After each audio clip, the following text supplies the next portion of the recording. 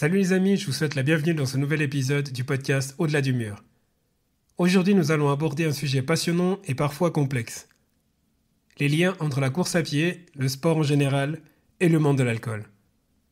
C'est un sujet qui peut prêter à confusion avec des pratiques bien ancrées dans la culture sportive, comme la fameuse bière du finisher ou encore la présence de la publicité pour des boissons alcoolisées lors des événements sportifs. Pour en parler, j'ai le plaisir d'accueillir Cécile Homberg, psychologue du sport et déléguée du programme Cool & Clean pour Suisse Olympique dans le canton de Vaud. Cécile nous apportera son expertise pour explorer les implications du marketing de l'alcool dans le sport, mais aussi pour discuter de l'impact de la convivialité autour de l'alcool dans les environnements sportifs. Nous verrons comment l'éducation, le milieu social et culturel influencent notre consommation et comment il est possible d'avoir une approche équilibrée et responsable tout en étant un sportif amateur ou de haut niveau.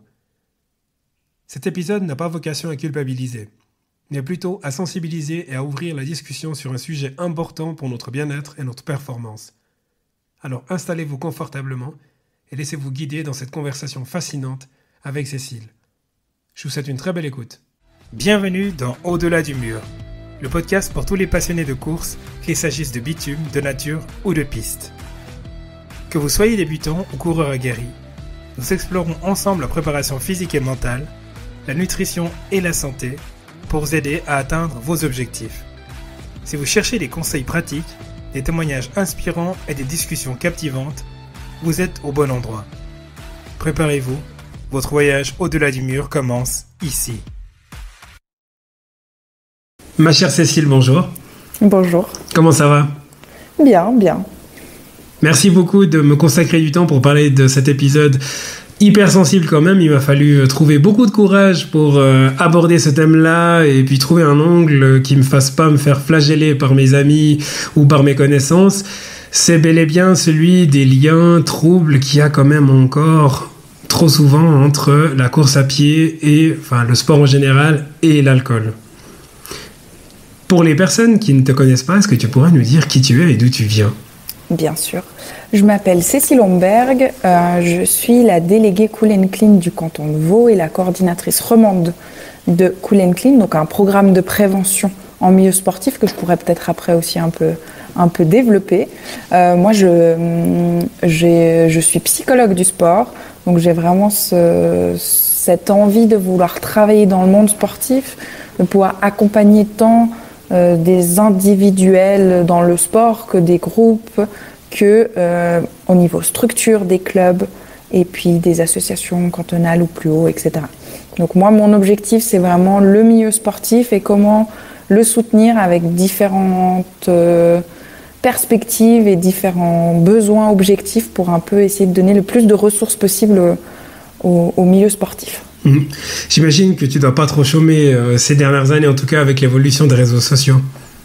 Oui, on va dire que... Mais moi, je trouve que la plus grosse différence, ça a été aussi l'avant et l'après Covid. Ça a été extrêmement fort, où les gens ont pris conscience aussi de leur santé mentale, de qu'est-ce qu'on peut accepter, qu'est-ce qu'on ne peut pas accepter. Et puis, les réseaux sociaux, ça démultiplie un petit peu tout. Donc, c'est vrai que la charge de travail augmente un petit peu chaque année. Et quel serait l'effet peut-être des réseaux sociaux justement au niveau amplification ? C'est quoi ? C'est cette injonction à profiter de la good life ou c'est encore autre chose ? Non, les réseaux sociaux, ça permet d'augmenter la visibilité de quelque chose, de quelqu'un. Et en fait, avant, on parlait de soi un peu avec ses amis, avec sa famille. Et puis maintenant, on parle avec une ville, des gens d'autres pays, des gens d'autres continents, ce qui fait que ça a un impact beaucoup plus grand et une répercussion aussi plus grande. Les gens vont pouvoir aussi commenter, nous commenter, alors qu'avant, c'était juste notre entourage qui pouvait avoir un avis dessus, ce qui fait que il y a beaucoup d'enjeux qui peuvent sortir de là. Je parlais il y a quelques semaines avec Laurence Chapuis justement qui est également psychologue, et puis le thème c'était celui de la performance sportive, et puis elle avait justement tourné la chose en disant qu'à une époque on était c'était plus facile d'être le roi ou la reine d'un petit royaume parce que les gens c'était le bouche à oreille, il y avait pas trop de monde qui le connaissait, alors que maintenant l'écho de ce que tu dis il peut avoir un impact extrêmement fort et extrêmement rapidement. Donc pour l'alcool aussi, on est dans ce genre de trend-là. Exactement. C'est vrai qu'avant, on était un peu plus protégés. Des fois, on pouvait parler ou montrer quelque chose et ça n'avait pas direct un impact énorme. Et que maintenant, les réseaux sociaux, ça va donner une visibilité qui est d'un côté incroyable. Pour des sportifs, ça peut être vraiment génial. Et puis pour d'autres, ça va aller dans le sens contraire et c'est pas forcément quelque chose qui peut les aider ou qui peut même tuer des carrières, qui peuvent même, après en termes de santé mentale aussi, qui peut avoir un impact extrêmement négatif. Quand on préparait l'enregistrement de cet épisode-là, on discutait j'avais utilisé l'exemple du tabac, l'industrie du tabac et la Formule 1 quand j'étais jeune, et puis je voyais tous ces pilotes de Formule 1 qui avaient des combinaisons qui étaient toutes badgées à l'effigie d'un cigarettier. Et maintenant, ils ont disparu. Enfin, ils ont disparu en tout cas de la F1. Ils ont été remplacés par d'autres publicités plus subtiles. Mais on se rend compte que la publicité, que ce soit pour le tabac ou pour l'alcool, elle est omniprésente dans les sports de haut niveau. C'est un des sponsors qui a énormément d'argent et qui mise beaucoup sur le marketing.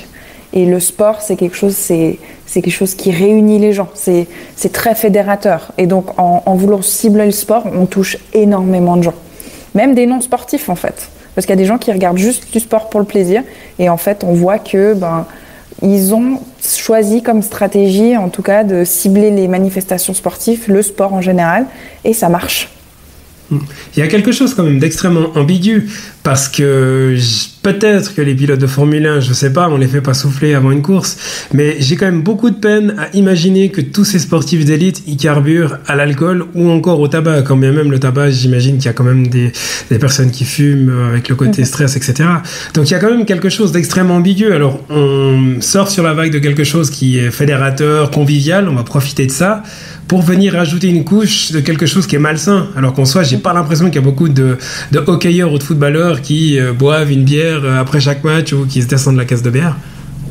Ouais, on va dire c'est vraiment dans le milieu professionnel, c'est juste un sponsor en fait. C'est vraiment du marketing, mais ça va pas forcément être lié à la performance de la sportive ou du sportif. Mais par contre, c'est souvent grâce à eux que la structure peut tourner aussi grâce à leur apport financier.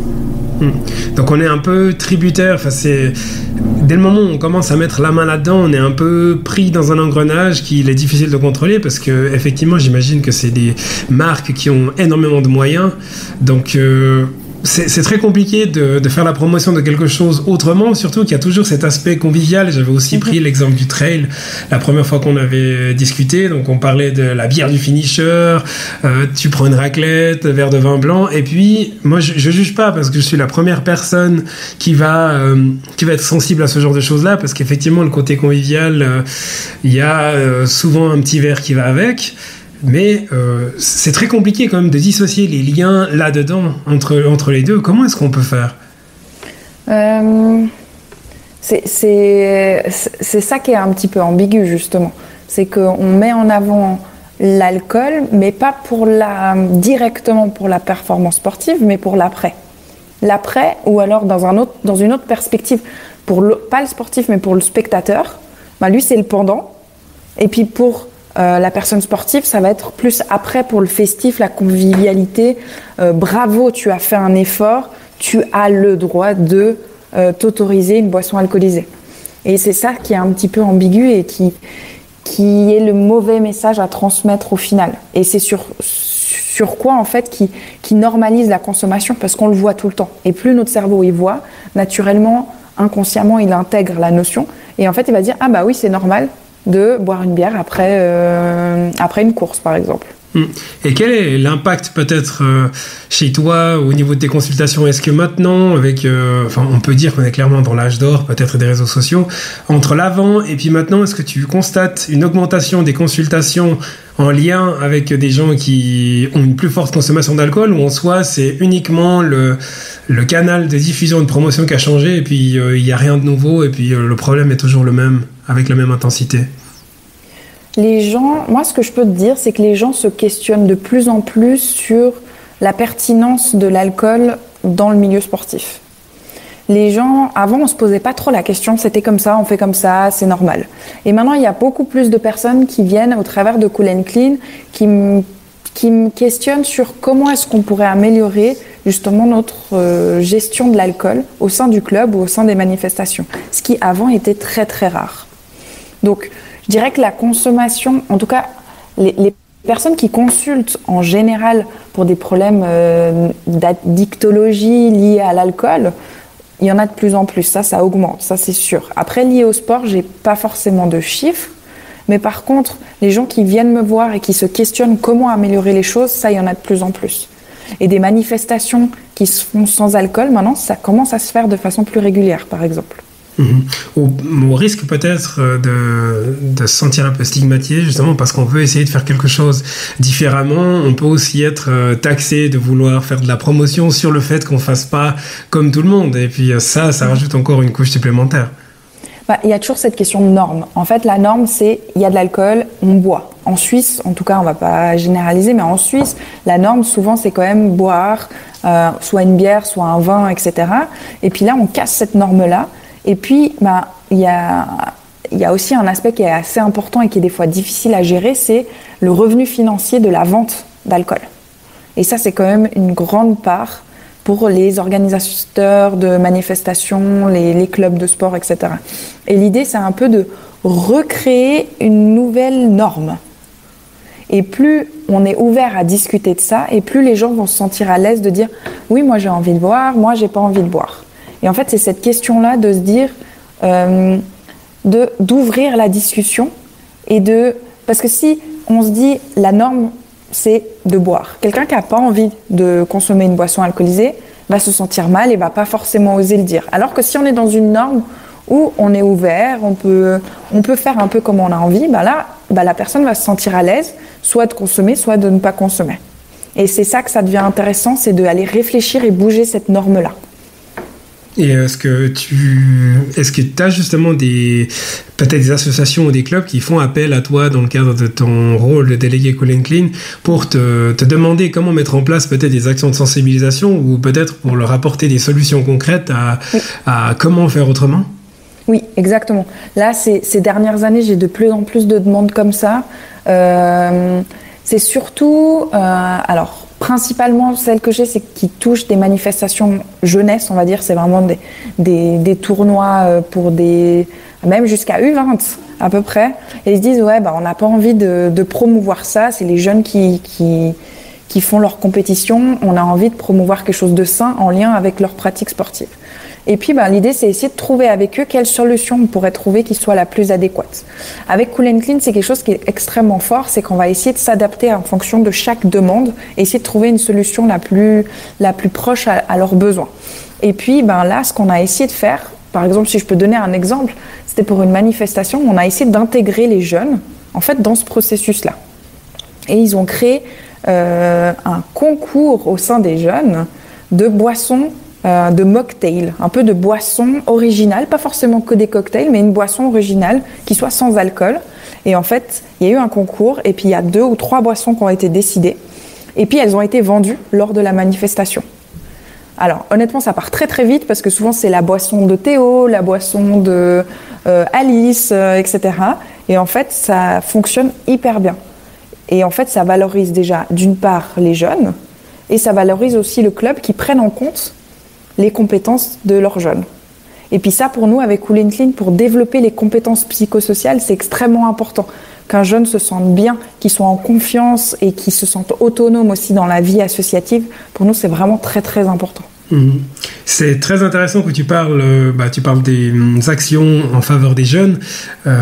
Après, la publicité qu'il y a dans les clubs de hockey, que ce soit au niveau de la Formule 1, etc., on va pas se le cacher, en principe, c'est plutôt des adultes qui regardent ce genre d'image-là.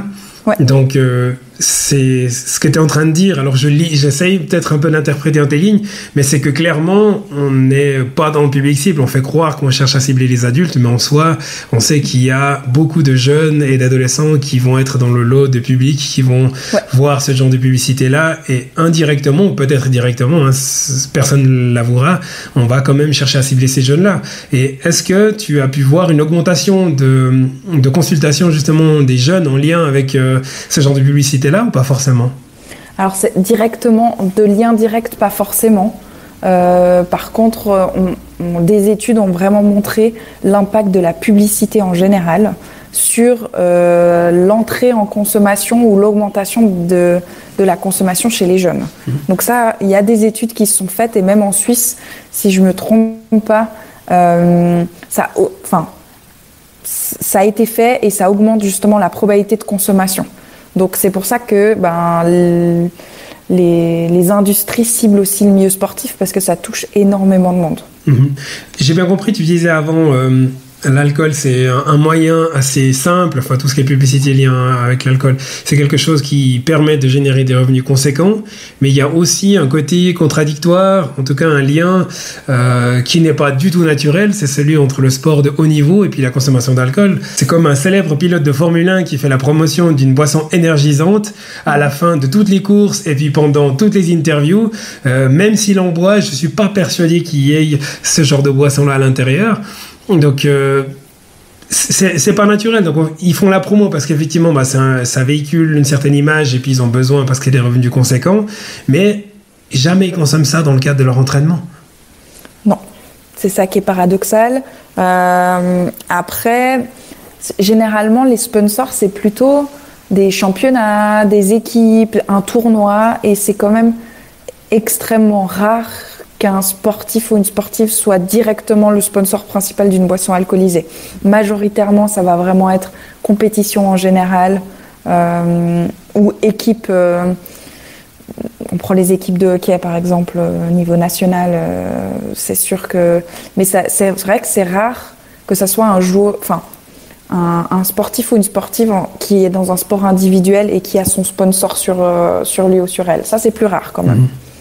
Mais c'est vrai que c'est totalement incongruent entre le fait de consommer une boisson alcoolisée et une pratique sportive à haut niveau et à même bas niveau. C'est incohérent. Et quelque chose que je trouve aussi... ça me provoque souvent des rictus, c'est qu'on voit de plus en plus maintenant qu'on se rend compte que non, l'alcool c'est mauvais, etc. Maintenant, c'est toujours du 0-0. Il y a toujours les publicités pour des marques d'alcool, mais c'est 0-0. Qu'est-ce que ces marques, elles cherchent finalement à montrer en montrant déjà leur logo, mais le 0-0 en plus gros que leur marque? Ouais, et je vais d'abord faire une petite différence, parce que souvent, il y a confusion avec les bières sans alcool. Dans les bières sans alcool, il peut y avoir jusqu'à 0,5 de volume d'alcool. Et ça, il y a souvent une confusion où on dit que c'est une bière sans alcool. Alors, elle a un très bas niveau d'alcool, certes, mais la majorité des bières, en tout cas sans alcool, sont plutôt à 0,5 plus que 0,0. Et ça, déjà, il faut faire attention, parce que même avec un petit peu d'alcool, il y a les molécules d'alcool qui sont dans notre corps et donc ont un impact physiologiquement sur nous. Donc ça, déjà, je pense que c'est important de bien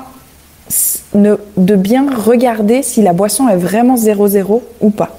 Parce que même après une activité physique, si on prend quand même, si on boit une boisson qui est quand même à 0,5, on a quand même ces molécules-là qui vont venir faire un effet sur la récupération, sur le sommeil, etc. Donc déjà ça, je pense que c'est important de garder ça en tête, et que ça crée une habitude justement de ok, on a une représentation, c'est pas de l'alcool, donc c'est ok. Et c'est ce côté-là en fait que l'industrie, alors d'abord celle de la bière, on va dire principalement, qui s'est ancrée sur ça, de se dire en fait, on remarque qu'on fait du marketing pour des boissons alcoolisées, mais c'est pas en accord avec le sens du sport. Et donc ils se sont dit, voilà, si on va sur du sans alcool, là ça devient intéressant. Et c'est pour ça que ça fonctionne extrêmement bien actuellement. On est vraiment dans un changement de paradigme où maintenant on boit beaucoup plus de boissons sans alcool. Mais je dis sans alcool jusqu'à 0,5. Il peut y avoir encore un petit peu. Mais Et ça marche extrêmement bien parce que ça déculpabilise en fait les personnes sportives. Dire « Ah bah en fait, je bois ma bière, mais elle est sans alcool ». Et il y a ce côté-là qui marche extrêmement bien et qui permet à l'industrie justement de renforcer la quantité de boissons non alcoolisées. On regarde par rapport à il y a 5 ans l'offre qu'il y avait et l'offre qu'il y a maintenant, c'est rien à voir. Vraiment, et même maintenant, c'est des bières avec de très bonne qualité, qui ont un bon goût. Mais par contre, toujours être attentif à se poser la question, est-ce que c'est vraiment une bière 0,0 ou est-ce une bière 0,5 ? Ça, pour moi, c'est vraiment important de prendre l'habitude de vérifier. Par exemple, j'ai un exemple concret avec moi, j'étais dans un bar et puis ce soir-là, je ne voulais pas boire. Et j'ai dit, est-ce que je peux avoir une bière sans alcool, 0 ? Et la personne au bar m'a dit, oui, pas de souci. Arrive, décapsule, met dans le verre. Et en fait, je regarde et c'est une 0,5. Et en fait, ça paraît normal qu'une 0,5 est sans alcool. Mais en fait, pas forcément. Ça a quand même un impact. Si on prend les personnes à risque, les personnes enceintes, les personnes qui ont aussi des problématiques liées à l'alcool et qui doivent rester à 0, qui ont des maladies, etc., on conseille vraiment une 0,0. Ou des sportifs aussi, après, s'ils veulent consommer une boisson. C'est très intéressant ce côté marketing comme tu l'évoques très justement parce que ça permet aussi, si on se positionne peut-être du côté de la personne qui n'a pas envie de boire, les rares fois, ça arrive de plus en plus, mais les rares fois en tout cas à l'époque je me disais non, ce soir j'ai pas envie, non, je suis pas bien, j'ai mal à la tête. On a presque une injonction à prendre un verre quand on va prendre des verres avec les copains.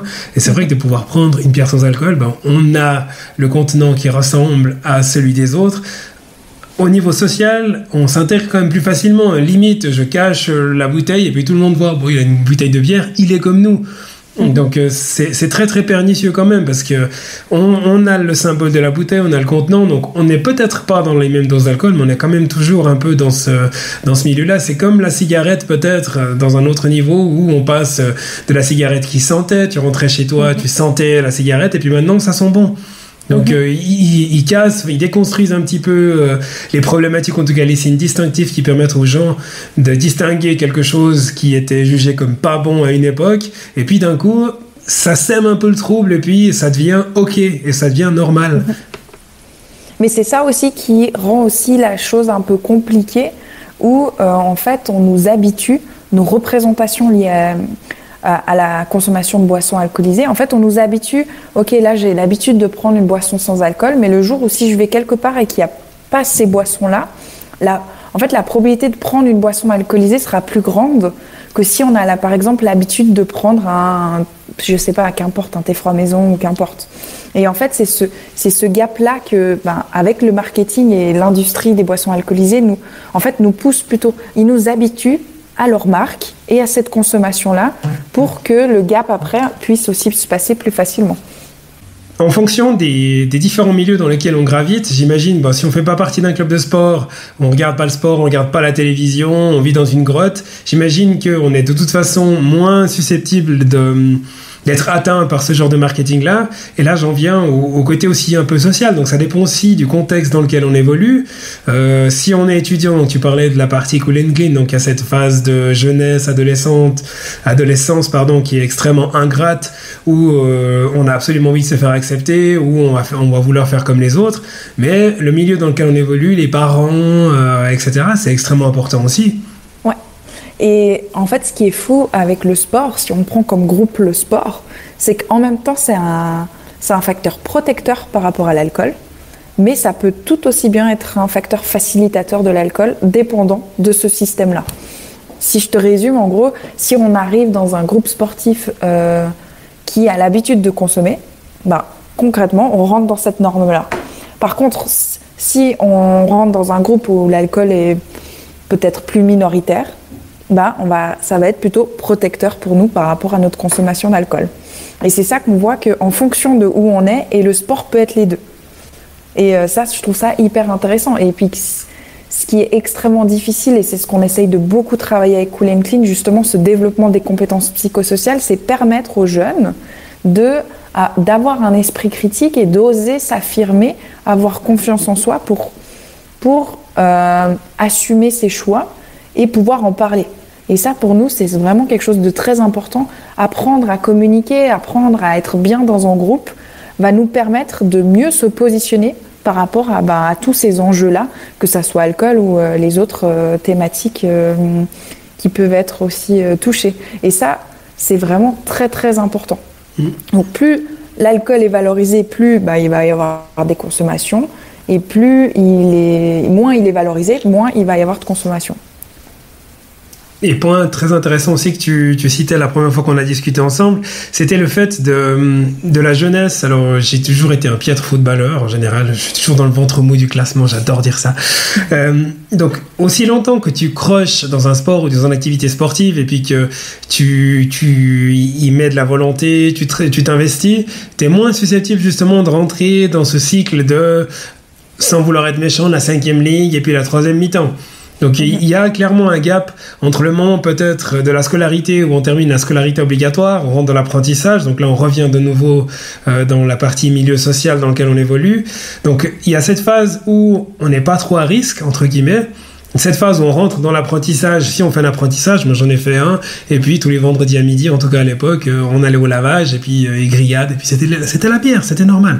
Donc en fonction du milieu dans lequel on évolue, il y a des moments dans la vie où on sera plus susceptible d'être confronté à ce genre de c'est pas un problème, mais d'environnement-là, et puis succomber, ou en tout cas, naturellement, on va s'orienter vers la petite bière, et puis finalement, on est pris dedans, puis ça devient une habitude.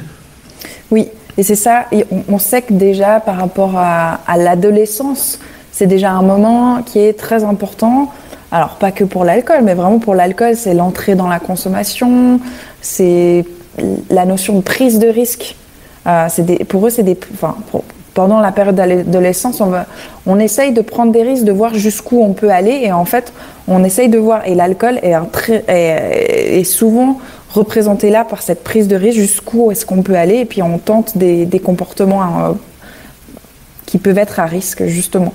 Et puis, suivant dans quel groupe on est, on peut voir que ça va avoir un impact très très très différent.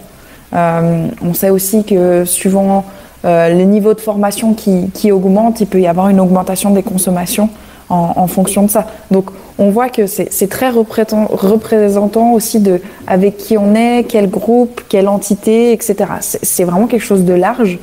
Et ce qui est important et ce que j'aime beaucoup dire, c'est pas forcément moraliser la consommation, mais plutôt ce que nous, en tout cas, on essaye d'apporter, c'est de se questionner sur cette consommation. Est-ce que je la fais parce que le groupe le fait ? Est-ce que je la fais parce que j'ai envie ? Parce que je me force ? Enfin voilà. L'important, c'est aussi de pouvoir juste revenir sur ça et dire est-ce que j'ai envie ? Pourquoi je le fais ? Dans quel but ? Etc. Et ça, c'est très, très important. D'avoir une petite réflexion, pas besoin de prendre 1 heure pour réfléchir à ça, mais juste quelques secondes, ça fait toujours du bien de se dire ok, ce soir je bois parce que le groupe le fait et je le suis, voilà. Et ça, c'est des actions dont tu parlais avant, tu fais en club, mais est-ce que c'est des actions que tu pratiques également à l'école, dans le cadre de la formation, ou pas forcément ? Alors là où je travaille, à la Fondation Vaudoise contre l'alcoolisme, on a différents programmes, dont le programme Cool & Clean pour le milieu sportif, mais on a aussi des interventions qui se font au milieu scolaire. Donc là, on a plusieurs intervenantes qui vont directement au milieu scolaire pour parler d'alcool, comment eux, quel est leur comportement, et surtout on essaye d'avoir une prévention où on fait une réduction des risques. On ne va jamais pouvoir moraliser la consommation. On est là pour discuter avec eux de leur consommation. Est-ce qu'ils comprennent quelles sont leurs représentations et qu'est-ce qui peut être fait pour justement réduire les risques d'une consommation d'alcool. Et ça peut tant être fait avec des jeunes qui consomment comme des jeunes qui sont totalement abstinents. Et de voir, ne jamais oublier aussi les personnes abstinentes, mais quelle est leur vision à ces personnes-là aussi. Et ça, c'est très très intéressant de pouvoir aussi comparer les deux. Et puis donc, à la Fondation Vaudoise contre l'alcoolisme, on va travailler avec les écoles, on peut travailler avec le milieu du travail, avec les organisateurs de manifestations, au milieu festif, énormément au milieu festif. Donc voilà, on a vraiment des actions très globales. On essaye de toucher vraiment les publics cibles par rapport à cette thématique-là. On a beaucoup parlé de prévention depuis qu'on a débuté cet enregistrement. Il y a aussi un côté, d'ailleurs je crois que c'est une des premières choses que je t'avais dit quand on a commencé à enregistrer, c'était éviter de me faire flageller et surtout de m'auto-flageller aussi, parce que je me considère comme public cible, etc. J'aime bien quand je mange ou quand je suis avec des amis de temps en temps prendre un verre, etc. Je me sens très très bien avec cette consommation-là. Et à chaque fois que je me suis retrouvé pas confronté, mais où j'ai eu discuté avec quelqu'un qui a décidé d'arrêter de l'alcool, ça m'a questionné quand même. Donc je suis quand même toujours dans une certaine notion de questionnement. Et puis c'est aussi important de ne pas culpabiliser parce qu'on a décidé de prendre un verre, mais peut-être se poser la question, comme tu disais avant, pourquoi est-ce que je le prends? Est-ce que ça me fait plaisir? Est-ce que c'est quelque chose qui me fait plaisir, du bien, plutôt que juste être dans la consommation puis se dire en plus il n'était pas bon, quoi. Non, l'idée c'est vraiment de pouvoir discuter et de se dire ok, on a une consommation,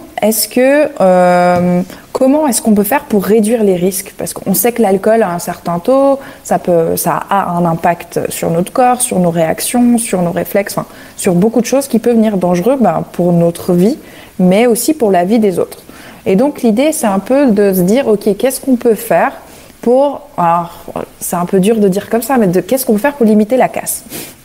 Et en fait, en ayant cette approche-là, les gens vont plus facilement s'ouvrir, vont discuter honnêtement de leur consommation, de comment ils voient les choses, et puis on va pouvoir les aider à trouver quelles limites sont acceptables et comment est-ce qu'on peut faire pour justement qu'on ne dépasse pas cette limite en pouvant savourer un verre, comprendre ses effets, mais en même temps être le plus conscient possible et responsable possible.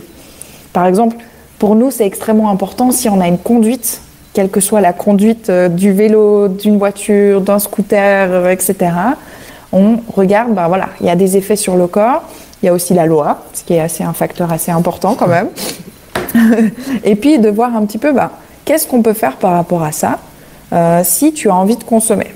Et puis c'est là qu'on va essayer de discuter pour essayer de retrouver un petit peu les motivations propres à la personne qui vont l'aider à modérer sa consommation. Et pour nous, les motivations de chaque individu sont extrêmement importantes, que ça soit au niveau de l'alcool ou l'alcool et le sport. C'est en partant des motivations d'une personne que cette personne-là va pouvoir adapter son comportement. C'est pas ma motivation à moi de modérer ma consommation qui va parler à une autre. Et en fait, ça va être dans le discours qu'on va aller chercher un petit peu ce qui motive cette personne-là et aller dans ce sens-là. Si on entre dans le questionnement sans vouloir rentrer dans la self-psychologie à 2 francs, si je dois commencer à me poser la question à chaque fois que je vais prendre un verre, je pense que je vais plus du tout prendre de verre parce qu'au bout d'un moment, ça va me saouler littéralement de répondre à cette question-là. Mais si on se retrouve en société, comment est-ce qu'on pourrait aborder ce sujet-là sans passer pour le relou de la soirée qui se dit « Oh là là, t'es en train de casser l'ambiance, etc. Tiens, prends un verre. » Donc comment est-ce qu'on peut amener ce sujet-là sur la table sans passer forcément pour l'empêcheur de tourner en rond? Alors, nous, on a un outil qu'on aime bien et que personnellement, j'aime beaucoup aussi, dans ma vie privée aussi. Ça s'appelle, c'est Be My Angel. En fait, on a une application qu'on va pouvoir rentrer notre consommation du jour ou une consommation aléatoire. Et puis, ça va nous calculer en fonction de notre poids et notre sexe biologique, notre courbe d'alcoolémie. Donc ça, c'est une application qui a été validée scientifiquement. Et puis, ça permet de lancer une discussion. Ah ouais, mais moi, avec un verre, je suis à 0,3. Et puis, peut-être quelqu'un va dire, ah, mais moi, avec un verre, je suis à 0,2. Et puis, peut-être qu'avec 2 verres, moi, je suis déjà à 0,6. Puis, moi, je suis à... Puis, en fait, ça permet de lancer juste déjà la discussion sur l'alcool. Sans aller directement, l'alcool, c'est mal, il faut pas boire, etc. Et donc, déjà, ça crée une petite émulsion un petit peu sur ça. Et puis, de prendre conscience que 1, 2, 3 bières, ça va avoir un impact déjà différent sur les personnes et ça va avoir un impact. Et puis après, c'est aussi de se questionner. Je sais que moi, j'aime beaucoup faire, en tout cas personnellement, j'aime beaucoup faire le Dry January en janvier, donc 1 mois sans alcool, et ça questionne énormément. C'est vrai que dans les groupes d'amis, c'est quelque chose, ça a fait beaucoup débat. Et ça, je trouve ça hyper intéressant de dire, et on voit que, en fait, c'est encore pas une norme de vouloir des fois faire des pauses d'alcool et que ça questionne les gens. Et puis, ça questionne les représentations. Et ça pousse à se dire, ok, si une fois j'ai déjà réussi à arrêter 1 semaine, 2 semaines, 3 semaines, 1 mois ou plus, qu'est-ce que ça veut dire aussi de ma propre consommation? Et ça, essayer de faire ça en groupe, par exemple, on peut aussi le faire en dehors de janvier, mais de se dire, ok, on se fait une soirée sans alcool, comment ça se passe? Quelle autre boisson on peut proposer? Essayer aussi de renforcer la convivialité en dehors de l'alcool. Parce que c'est très convivial quand on fait, par exemple, un repas avec des amis. C'est extrêmement convivial. Et en fait, c'est aussi renforcer ces côtés-là de positif sur le groupe et sur le fait d'être ensemble. Il y a le côté convivial, mais il y a aussi ce côté inhibition de l'alcool. J'imagine, on est quand même dans un monde hyper coince-coince, de plus en plus coince-coince. Donc c'est vrai qu'en général, on se dit, allez, je prends un verre et j'y vais. C'est comme pour se donner le courage un peu. Oui. Donc on peut passer totalement des bonnes soirées avec des amis sans prendre d'alcool, ça c'est une évidence. Mais il y a ce côté où on va pas en prendre pour que ça nous donne du courage. Il y a des effets réels. Donc, après quelques verres, la timidité, il y en a un peu moins. Alors, quand il y en a trop, il n'y a plus suffisamment de timidité peut-être. Mais il y a quand même des effets qu'on recherche. Et puis, on a peut-être tendance aussi à aller se cacher derrière ce que l'alcool va pouvoir nous offrir. On va être quelqu'un d'autre, on va être plus rigolo, on va être plus enjaillé, etc. Donc, il y a des gens qui se disent, des fois, j'ai besoin de ça pour être intéressant ou pour pouvoir dire des choses que je ne dirais pas en temps normal. Et ça, ce qui serait intéressant pour ça, c'est justement juste de prendre conscience, de se le verbaliser. Ok, je bois pour être plus à l'aise. Et ça, il y a déjà une différence dans la conception quand on a déjà une conscience de notre comportement. Et moi, je dis toujours, pour qu'on puisse faire quelque chose, il faut prendre conscience de ce qu'on fait et de ce qu'on pense. Parce que souvent, on fait les choses naturellement et en fait, on oublie pourquoi. Et c'était ça ma question. Qu'est-ce qui fait que je bois aujourd'hui? Ça ne veut pas dire que je ne vais pas boire. Mais ça veut dire, ok, ouais, j'ai envie d'être un peu plus à l'aise ce soir dans le groupe. Et puis, l'idée, c'est de se poser la question. C'est pas qu'on doit le faire à chaque fois, effectivement, mais une fois, se poser la question, ok, qu'est-ce qui m'apporte, en fait, dans quel but, etc. Et ça, je pense que à force de boire de l'alcool, on oublie aussi le pourquoi on fait quelque chose. Et par exemple, dans le sport, si on veut faire un peu la comparaison, des fois, on a des sportifs qui font 10, 15 ans leur sport, qui deviennent des sportifs élites, etc. Et en fait, on oublie le pourquoi du comment on a commencé. Le plaisir de la pratique, par exemple. Et ça, c'est aussi important. C'est un parallèle qu'on peut aussi un peu faire. D'aller rechercher aussi ce plaisir-là d'une consommation. Et le plaisir de notre pratique pure du sport. Moi, dans mon sport, ce que j'aime, c'est la sensation du vent quand je cours, je sais pas. Des choses comme ça, me reconnecter à la nature ou des choses... là, c'est un petit peu aussi la même chose. Et je trouve que cette comparaison, elle match assez bien avec le sport et le plaisir du sport. T'as bien rebouclé la boucle, en tout cas, en lien avec la course à pied, le trail, etc. Et puis tout ce qui est convivialité qui est autour. C'est une belle manière, en tout cas, de poser le questionnement. Et puis j'espère que ça amènera celles et ceux qui ont écouté cet épisode-là à se poser quelques questions de temps à autre. Ne serait-ce qu'en tout cas savoir pourquoi est-ce qu'elles prennent un verre, et puis peut-être prendre le verre un peu plus cher, comme ça elles en prennent un peu moins, mais au moins le plaisir réel y est vraiment. Exactement. Je te remercie beaucoup d'avoir répondu à mes questions, Cécile, parler de ce thème hyper sensitif. Je me réjouis en tout cas de voir les retours qu'il y aura des auditrices et des auditeurs, et puis bravo en tout cas pour ce que tu fais dans la promotion auprès des jeunes, c'est vraiment essentiel. Et puis je te dis à très bientôt. Super, merci aussi, c'était vraiment très agréable, donc avec plaisir, si des gens ont des questions aussi, je suis là pour ça. Génial. À bientôt. À bientôt, au revoir. Merci d'avoir écouté cet épisode d'Au-delà du mur. Si le sujet vous a inspiré ou intrigué, n'oubliez pas de vous abonner pour ne rien manquer des prochains épisodes. Rejoignez notre communauté sur les réseaux sociaux et partagez vos réflexions avec nous. Je serai ravi d'entendre ce que vous avez pensé de cet épisode. Et si vous avez aimé, pensez à laisser un avis 5 étoiles sur votre plateforme d'écoute préférée. Ça m'aide énormément à faire grandir la communauté d'au-delà du mur. À très bientôt pour une nouvelle exploration de l'autre côté du mur. Jusque-là, continuez à questionner, à explorer et à repousser vos limites.